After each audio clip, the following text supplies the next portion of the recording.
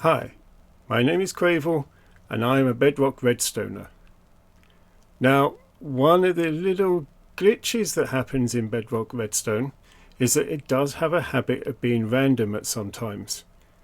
I want to take advantage of this for this video, and I want to find a game where the randomness can be useful. My idea is the game with 3 cups and 1 ball. You put the ball under one of the cups, shuffle the cups, and you have to keep watching and figure out which cup contains the ball when it's finished. To give an example of the randomness in Bedrock Redstone, I have set up a very quick observer to clock, sending out quick pulses going to 2 pistons. Now it looks like these pistons are firing at the same time, but if I put a block in the middle, it's not consistent which piston picks it up. There doesn't seem to be any kind of pattern. Sometimes it's the left, sometimes the left again, then sometimes the right. There is no obvious logic to which piston picks up the block.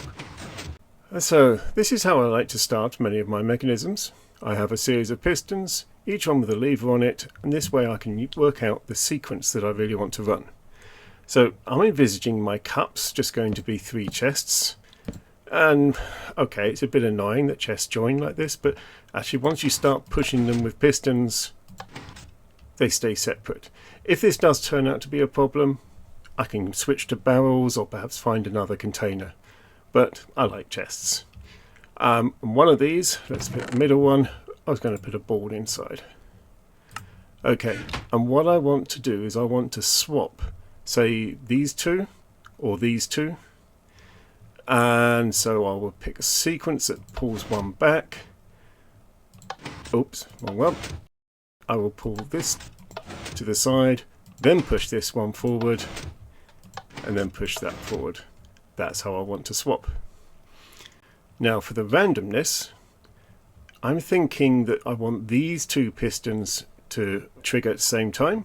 So actually, let me just readjust the redstone to simulate that. Okay, so now I've just put one lever with redstone running to both of these. I've just dug it underground so it doesn't interfere with the other pistons. So the sequence would be pull back, then fire both of these together. Now when I release this, it's going to go one way or the other. This way it's gone right. And then I need to push this one, push that one. Let's try again, see if it goes the other way this time. Pull back, oh, gone the same way.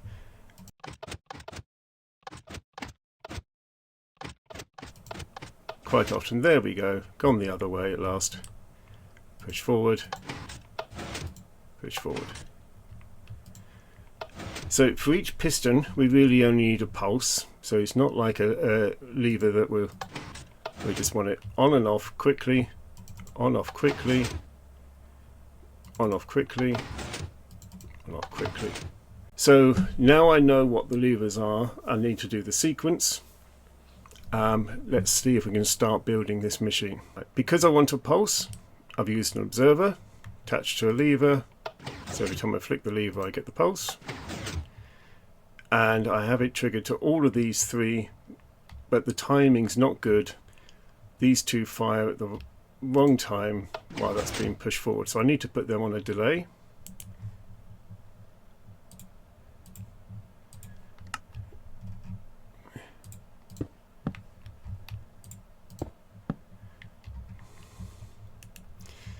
I've added a couple of repeaters, they're just on 1 tick. Let's test the timing.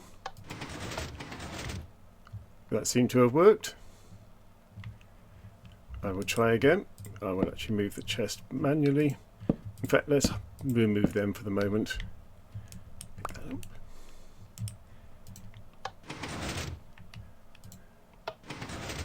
And that does seem to work pretty well. It's really quick. Oh, no. See, this is the problem with a lot of the randomness. Sometimes the timing, if you run it too quick, it doesn't quite gel together. So just to make sure it works, I'll put it on a 2 tick delay. Okay. Right, well, I'm happy with that. The next step is to actually get the chest here to swap with the chest here. So I need to push this one forwards and this one forwards. Now, one issue I have with this is that I don't want to be pushing both of these pistons together, because if I have one here, one chest on each side, then push them both and they're going to conflict in the middle. I really only want to push the one that was pulled back on, so I need to be able to detect if there's a chest here, then to run this piston, so when there's no chest here, this piston does not fire. Could I use an observer? Well, I do have a problem with that. The observer will trigger when the piston goes off, so it will go off on both sides. I need another way to detect that. I can't believe I found a solution so quickly. Well, you should know a comparator pointing away from a chest will detect an item in the chest and send a redstone signal. You should also know that if there's a block between the comparator and the chest, this also works. But there are certain rules about this block. It cannot be a non-conductive like a transparent or a partial block, and it can't be a redstone component, or at least it appears, not necessarily all of them. It works with a piston. Now, I don't really understand why. The piston also classes as a non-conductive block, so why this works, I don't know, but I'm just going to accept it and let's use it. So that's what I've done. I've got two comparators coming out each side. I have a chest in the middle here, and there we go. It's picked up the comparator on this side, so we can fire that up. One thing I did realise, a little flaw with this, is it won't accept an empty chest. So I've cheated a little bit. It looks empty, but I've hidden a light grey stained glass in the corner here. We'll just need to put the slime ball in one, and then the others will have the glass. Okay, so here's a little bit of redstone. We're picking up the signal. Now, if there's only one or two items in the chest, this is going to be a very weak signal, so I'm putting a repeater here to boost it. I put a repeater here so that this piston will be fired later. I had to use a glass block here so it won't power this piston by accident. So let's see what happens. Now, actually, I'll give you one little tip. So you probably know, if you're using Windows, you can middle click to select the block. So if I middle click this chest, it picks up the chest in my inventory. But if you actually do Control and middle click, I actually get the chest with the content. So this one has the light grey stain. This one has the light grey stained glass. And now if I place this chest, it automatically fills it up with the same contents that I picked up.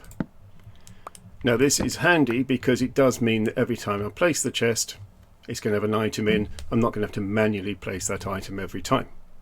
So place that, that fires that off. Right, okay, clearly this didn't time well. First problem, I need a pulse. I can't have it being a constant signal.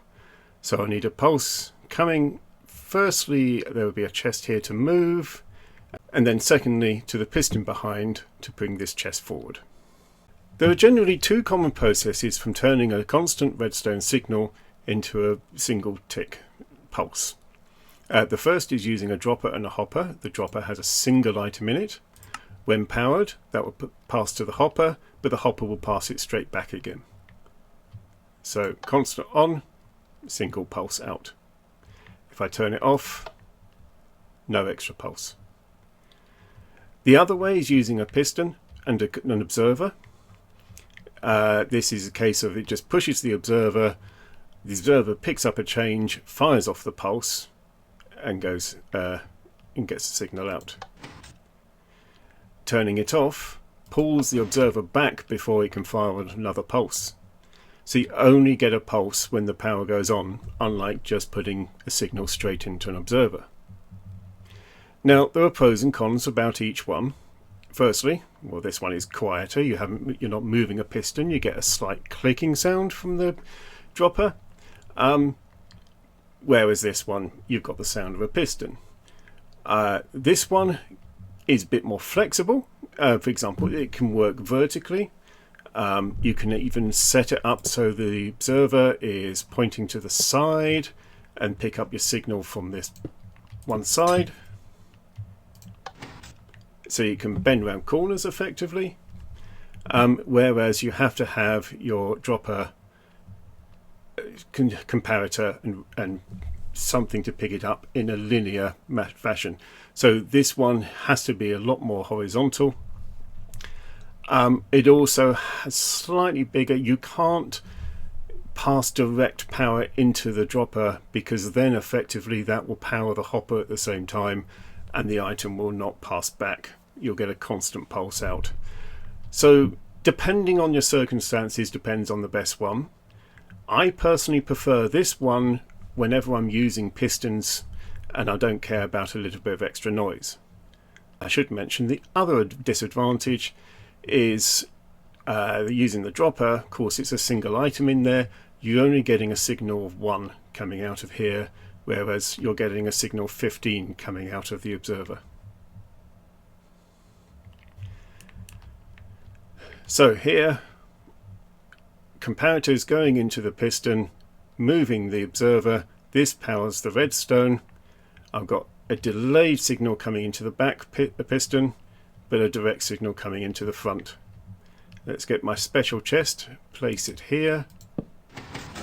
Well, that fires off the machine, but this piston didn't fire in time. Let's try again. Slight delay, see what happens. Oh, there we go. So now, if we had 2 chests, one in front of the other, oh, that looks nice. Works so smoothly. I tell you what, let's remove this piston so it only pulls to the right. Try this. There we go. It swaps. So what I want to do now, I'll put that piston back and duplicate this on the other side. Okay. And there we have it. Fully duplicated. I'll add one more chest here. Again, don't worry, it's making a big double chest. Let's flick this switch. Oh, swapped. Okay, something's missing. Oh, yes. I forgot to add another tick to this repeater. Let's remove that. Put another chest here. Try that again.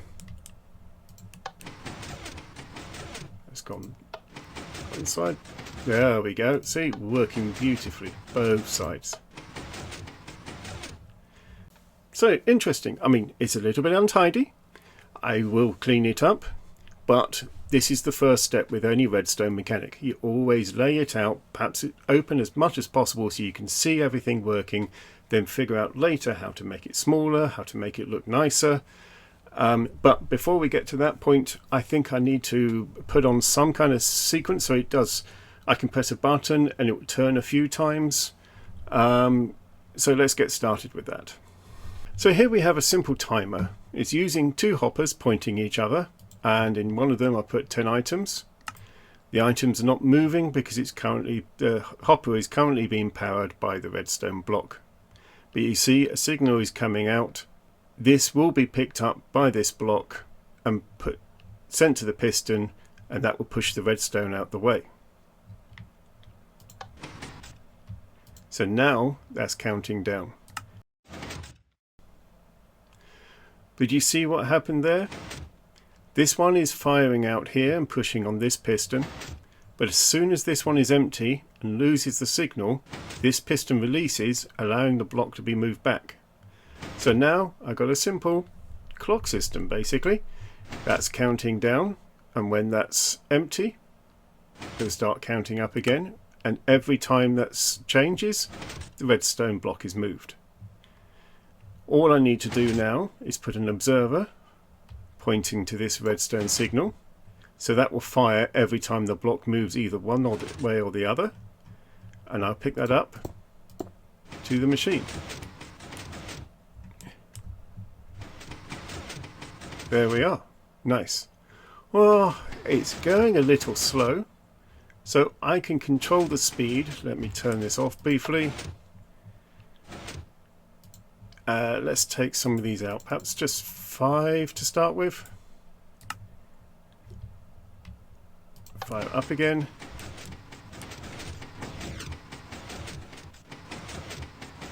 That's nice. Okay, let's play around with the speed a bit more. Let's take just 3.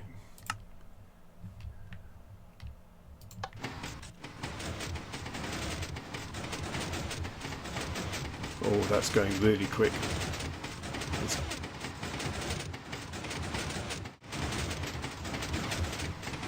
Now, watching this for a while, I can see every now and then the pistons at the back are interfering with these at the side. However, as is typical with the Bedrock Redstone, it's a little bit random.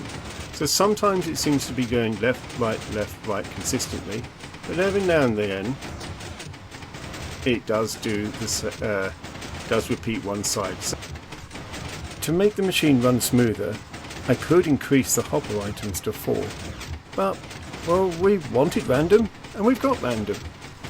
This is working pretty quick, and actually I'm really impressed how quickly this is coming together. I think the next step, if we need a quick way of just turning this on and off, I want to set a counter so it would say 12 mixes. Let's try that. As an afterthought, I went back and changed the timer to 2 blocks, and this is clearly running too fast. The pistons are not having enough time to move around. Oh, and obviously not reliable to stay intact. I've moved the timer circuit to the back to allow room for this. Now it's based on the same timing circuit, but I've actually put a dropper instead of a hopper here. Now a dropper will release an item every time it gets a pulse. So in here I've got 4 items, and I can go 1, 2, 3, 4, and it triggers. Okay, with the redstone out of the way, the hopper empties, so the whole thing resets itself. Now all I need to do is to, let's see, if I put an observer here, some redstone, let's build a bridge up. Now I'm making this out of glass, partly because it doesn't affect the redstone underneath, and partly because it helps to see what's the blocks underneath it. So there's a bridge of redstone. So now if I trigger this, we'll get a pulse each time that ticks, and then resets. So all I need to do now, turn that off, is just put a piston here, redstone, piston here, and let's branch that down.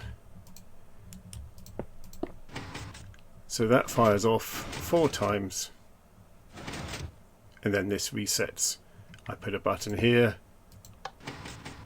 1, 2, 3, 4, clears. So that's it, we can run this whole thing 4 times. So I'll reconnect this, and actually what I'll do is I'll bring this round to the front. Let's see where it goes.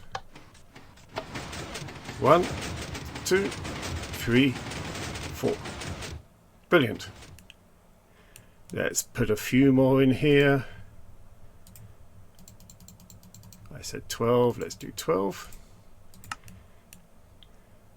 And let's see how random this is. To the right, left, right again, left, left. There we go. There's a little bit of randomness.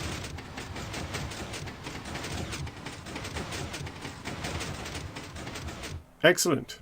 I can't believe this worked so well so quickly. I'm really impressed. I guess the next step is let's tidy it up. Yeah, it is quite a mess.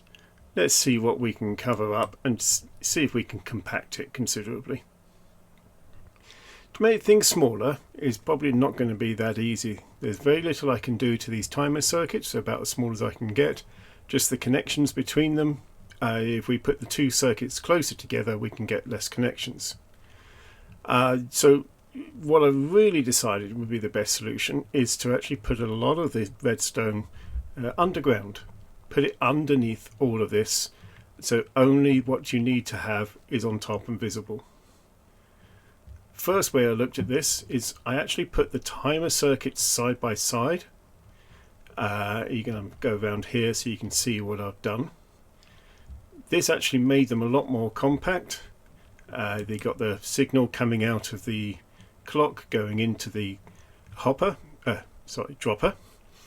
and then the redstone on there is also being picked up at the top there, and then this redstone is controlling the whole machine turning on and off.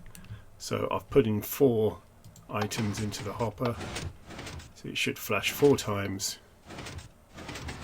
and done. So this can then go up to the pistons at the top, and this can go to the start and stop button. It's not great. I mean, I've still got some redstone coming around here. I might be able to put it underground to get it even more discreet.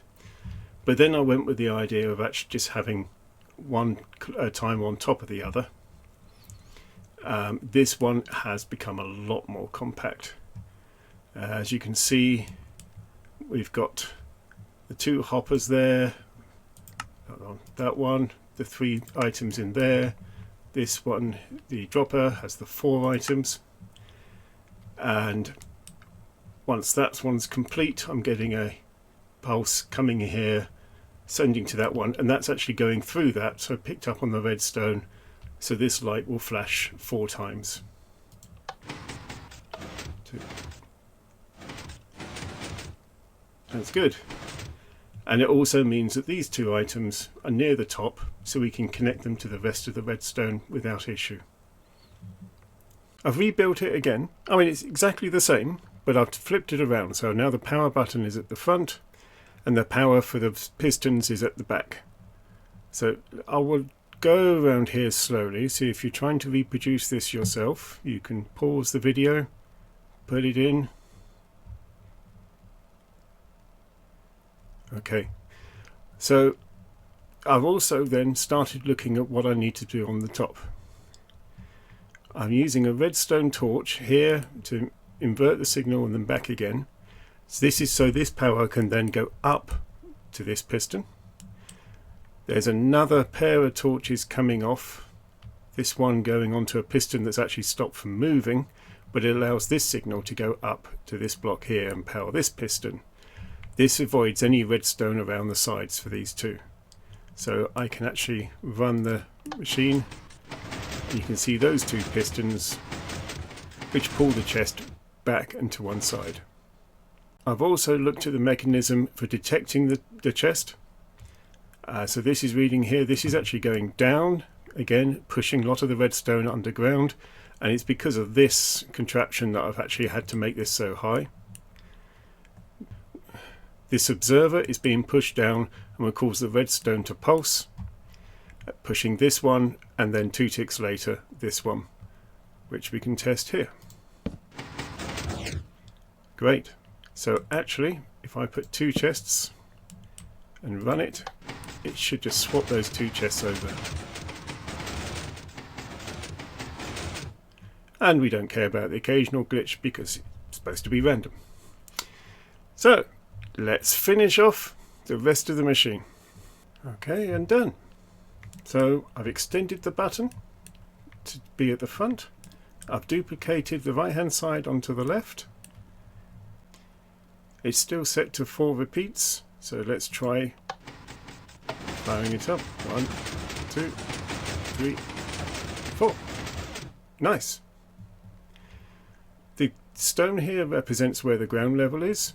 I can decorate around here, cover these up if I want to, or I can leave it there and show off the redstone, doesn't matter, but that's all that's visible, needs to be visible on top. Let's do the final test. So in here I'll put the 12 that I want.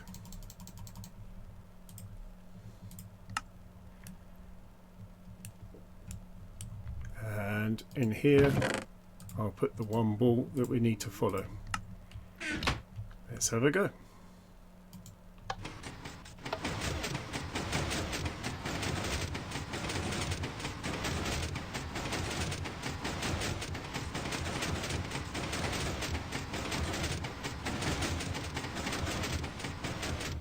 Okay, were you following? I think this one. We're here.